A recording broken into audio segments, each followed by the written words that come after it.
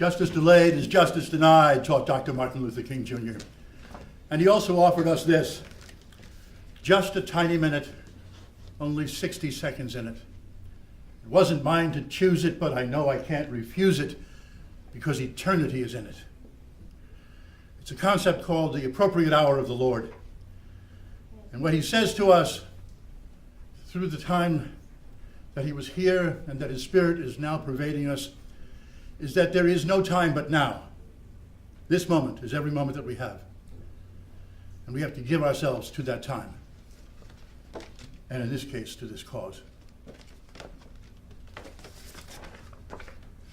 I wish to thank the organizers of this event for their hard work and their dedication to justice. They inspire me, just as I continue to be inspired by Heather Heyer.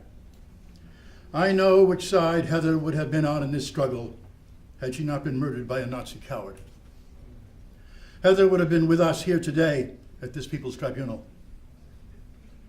While there are no neo-Nazis parading through our streets in Charlottesville today, white supremacy is very much at work in the offices of Dominion Energy and its partners, whose lust for profits overwhelm morality and common decency, callously hurting black people in the name of corporate profit.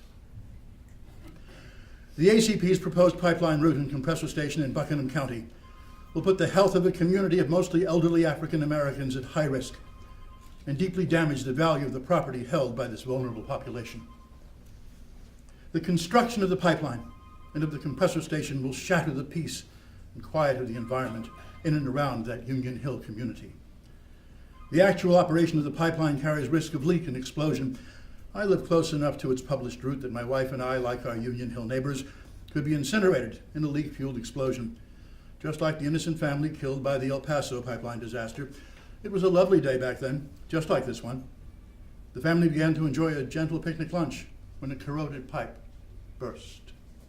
The fireball was visible for 20 miles. The operation of the compressor station, now scheduled for construction within yards of the Union Hill community, comes with emissions which ultimately would poison the air and water consumed by the Black Virginians of Union Hill.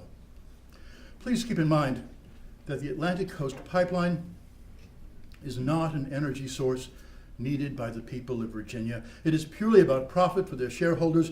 That includes Dominion's officers, some of whom hold millions in company stock. Let me be clear, I am a capitalist. I own stock, and I want those shares to make a profit. There's nothing wrong with that, unless the company I've invested in is raping the environment and committing an act of despicable economic injustice, which disproportionately threatens African American people.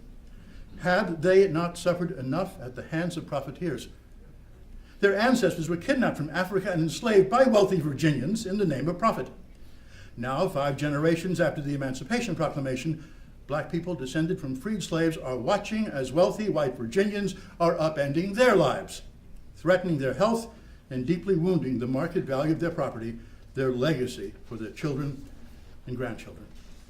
50 years ago, I was a young reporter assigned to cover Dr. Martin Luther King Jr.'s civil rights movement. While doing that, I observed the powerful moral authority of black people at work. It is astonishing to me that the rich and famous white people who are at the top of the Dominion pyramid have abandoned their own moral authority in the name of profit, which depends on the abuse of black people. Again, today, half a century later, it looks to me like nothing has changed when it comes to black Americans and the way they are routinely abused by the corporate elite who routinely buy the loyalty of our lawmakers. Dominion, as you know, is the largest contributor of money to Virginia politicians whose job is supposed to be representing the people. Money rules, African Americans suffer. It is an old story of power and heartlessness. It is plantation politics. It is rooted in white supremacy, plain and simple. Of course, Dominion's leadership is not made up of identified neo-Nazis. But by the way they are treating my black neighbors at Union Hill, you'd never know that. Thank you.